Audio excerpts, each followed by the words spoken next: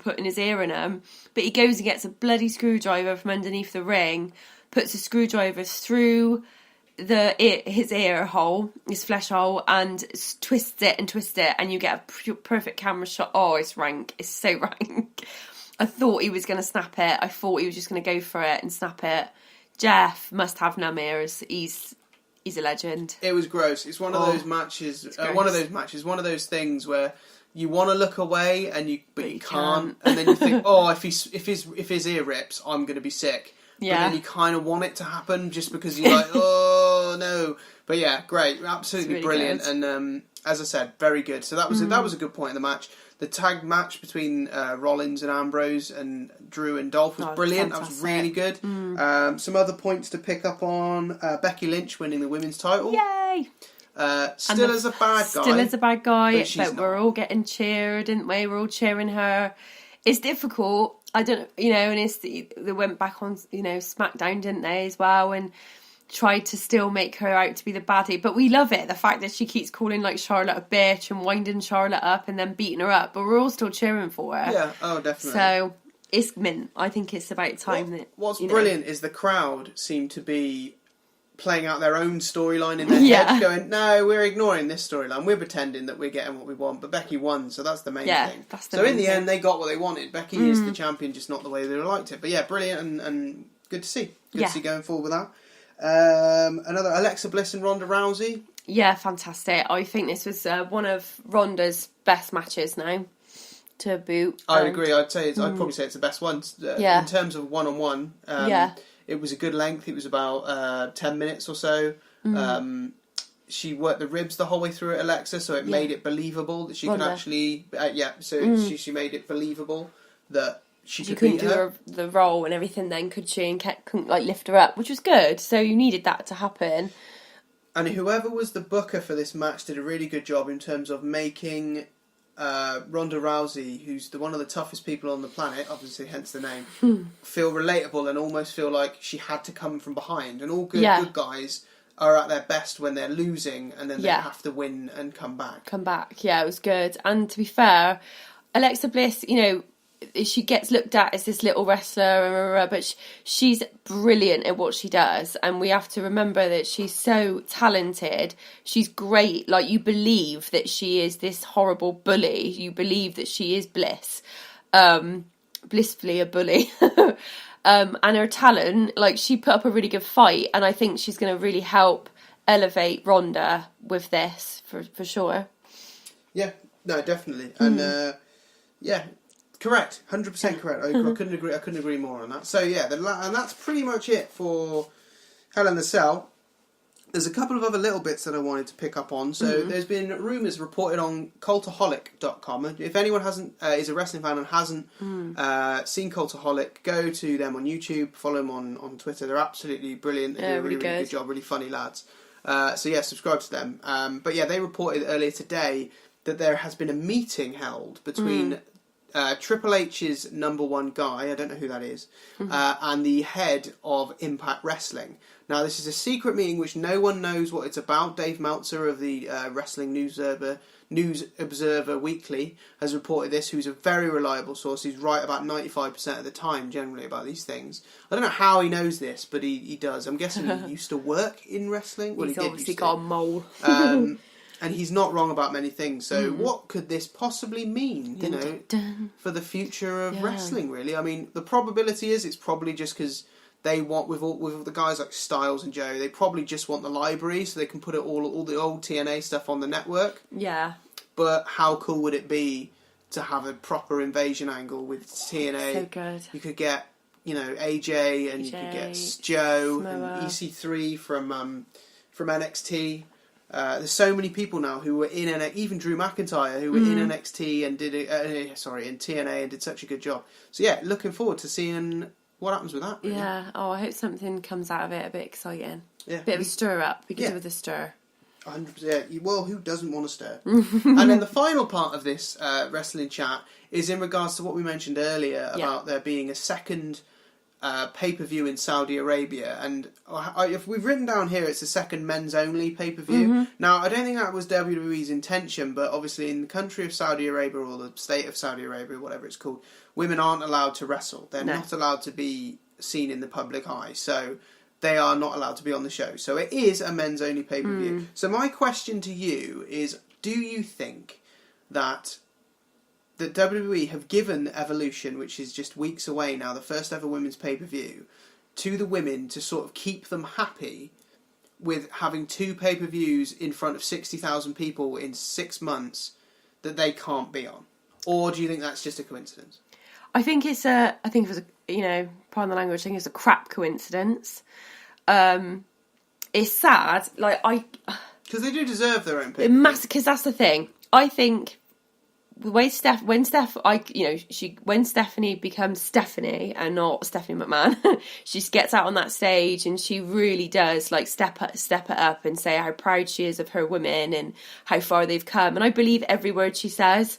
And the likes of people like Lita and your favourite, Trish, these women, they moulded, they put away the plastic and the boobs and the wet fighting and the hoe trains, and they made it, made that big mark of actually, no, come on, we're just as good as you lot, if not, some of us are better. I don't know if anybody's seen, but Amber Moon and Braun Strowman were tagged up the other day, and that was fantastic. I mean, she actually blew his mind. There's a big chat about that. He just said she's just so talented, and the best thing was I could just throw her at people because This is the thing. I mentioned sad, this the other day. I actually about women could fight the women that could fight the men, and people like Amber Moon and Charlotte really are anomalies. Exactly. They are so talented, it is ridiculous. And Becky, and Natalia and you could be here all day. Everybody's got their own. Their characters are fantastic and built on. Not the Bella Twins. Just okay, we'll go steady there. Just to upset the whole of Twitter. The whole of Twitter. Everybody likes them. But I just think it is. It's difficult because obviously what they're up against, with the Saudi Arabia, and that's their rules out there, and that's how it goes. It's just sad because on the outside looking in, it looks like it's just undone what WWE are pushing and striving for.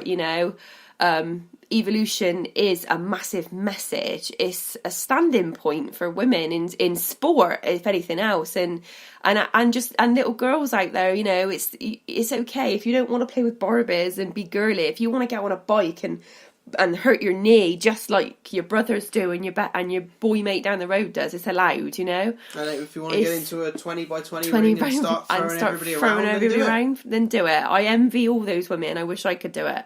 So I just hope that Evolution is what it's cracked up to be. I really do. It's about blooming time. We're unsure really whether it is just to keep them happy thing, or when they've got somebody like Ronda Rousey who you can't keep in the shadow. She is a main event talent in any kind of whatever she does.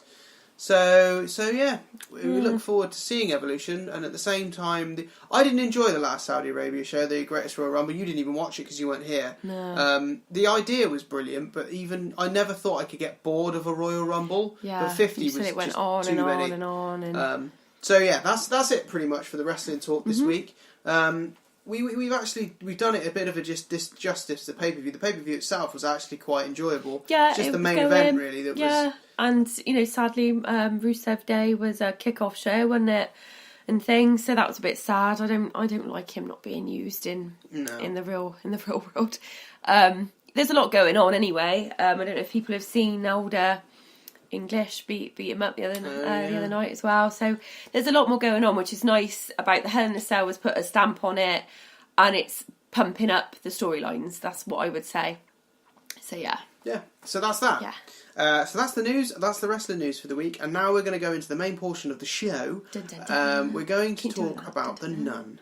Yeah. Now, so for anyone who hasn't seen, obviously spoilers. Massive spoilers. This is a brand new film that's only come out last week, so we went and watched it just hours ago. Yeah. So it's still fresh in the memory. Fresh out the cinema today. It comes from the Conjuring universe. If anybody hasn't watched the Conjuring, then I'm not going through all that because there's no point. I would suggest that you kind of need to watch the Conjuring to even get a glimpse of what the hell's going on. You can go in there and completely numb to it, and just numb to it, not numb to it, and just watch it as a horror film on its own. However, it will, it makes more sense as where it's from. That's the origin, isn't it? Yeah. So I'm going to go through this with the notes we've made. H is going to chime in whenever she feels necessary. Because I've made her do the last two, so now it's my turn to do it. Plus, he didn't like it. He was scared. I was scared. I won't lie. I went into this film not looking. I wanted to watch the film where the puppets have sex, and that had already gone out of the cinema. So with this was the only option.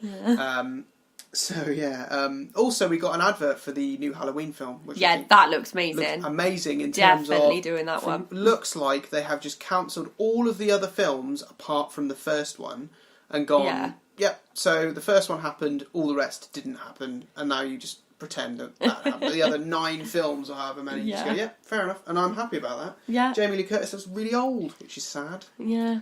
Right, so The Nun. Come on, The Nun. Let's get to this. Let's do it. So it starts. You're in like a gloomy, dark... nunnery, or is that a word? Nunnery or a monastery? I would have said abbey. Abbey, there we go.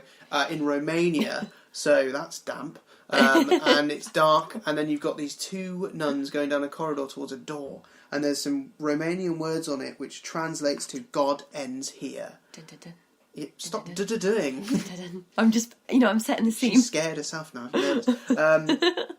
They walk towards the door, and then it bursts open, and they're holding like what looks like rosary beads in their hands, but it turns out it's a key. It's not actually a rosemary bead.